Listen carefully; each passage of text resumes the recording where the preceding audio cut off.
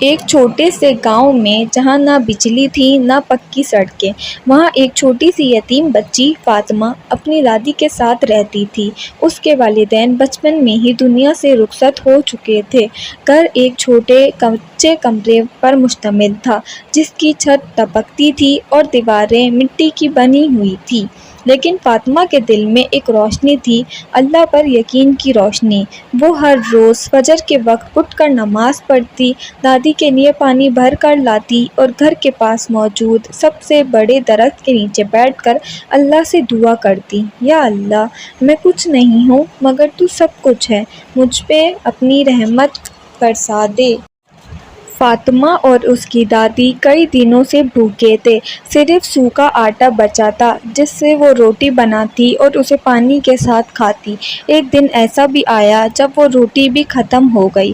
دادی بہت کمزور ہو چکی تھی۔ فاطمہ نے ان کے پاس بیٹھ کر صرف ایک بات کہی، دادی فکر نہ کریں، اللہ کچھ ضرور کرے گا۔ اس دن دوپہر کے وقت آسمان پر کالے بادل چھا گئے، بارش شروع ہوئی۔ فاطمہ باہر نکلی اور آسمان کی طرف ہاتھ اٹھا کر مسکرائی۔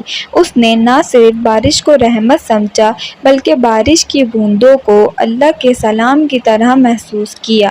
اچانک اس گھر کے پیچھے کچھ گرتا ہوا محسوس ہوا۔ وہ بھاگ کر گئی تو دیکھا کہ ایک پرانا لوہے کا صندوق بارش کے پانی میں بہہ کر درخت کے نیچے آ گیا ہے۔ فاطمہ نے بڑی مشکل سے اسے کھولا۔ صندوق میں کوئی سونا نہیں تھا، لیکن اندر کچھ کپڑے، کچھ کھانے کا سامان اور ایک قرآن پاک رکھا تھا۔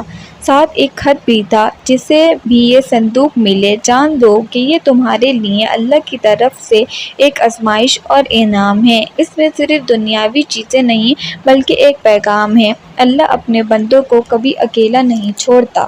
فاطمہ نے فیصلہ کیا کہ وہ اس سامان کا کچھ حصہ گاؤں کے دوسرے غریبوں میں بھی بانٹے گی۔ وہ قرآن کی آیت یاد کرتی تھی، جو کچھ تم اللہ کی راہ میں دو گے وہ تمہیں کئی گنا واپس دے گا۔ جب اس نے کھانا بانٹا تو سب گاؤں والے حیران ہوئے کہ یہ یتیم بچی اتنی محبت اور سخاوت کیسے کر رہی ہے۔ اگلی صبح ایک بزرگ عالم گاؤں میں آئے، وہ راستہ بھٹک گئے تھے۔ فاطمہ نے انہیں پانی پلایا اور ان کے جوتے دھو دیے۔ بزرگ نے خوش ہو کر دعا دی، بیٹی تو بہت بڑی ولی بنے گی، اللہ تجھے ایسی عزت دے گا کہ دنیا یاد رکھے گی۔ وہ عالم ایک مشہور دارالعلوم کے محتمم نکلے۔ انہوں نے فاطمہ کو اپنے مدرسے میں داخلہ دلوایا اور دادی کو بھی ساتھ رکھنے کی اجازت دی۔ فاطمہ نے قرآن حفظ کیا، حدیثیں یاد کی اور بہت جلد ایک نیک، سادہ مگر پرعلم لڑکی بن گئی۔ اس کے اخلاق نے ہر کسی کا دل جیت لیا۔ سالوں بعد وہ بچی، جو ایک چھوٹے گاؤں میں بھوکی سوتی تھی، خواتین کے اسلامی ادارے کی بانی بن گئی، جہاں ہزاروں یتیم بچیاں تعلیم حاصل کر رہی تھیں، بالکل مفت۔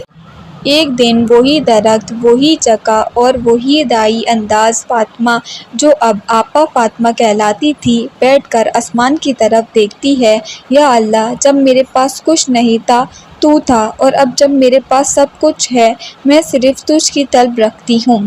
اس کہانی سے ہمیں یہ سبق ملتا ہے کہ اللہ کی راہ میں صبر، دعا اور نیکی کبھی ضائع نہیں جاتی۔ یتیمی اور غربت اللہ کی محبت کو روک نہیں سکتی بلکہ جذب کر سکتے ہیں۔ ایسی ہی اچھی اور اسلامی کہانیاں سننے کے لیے ہمارے چینل کو سبسکرائب کریں اور اپنے دوستوں کے ساتھ شیئر کریں۔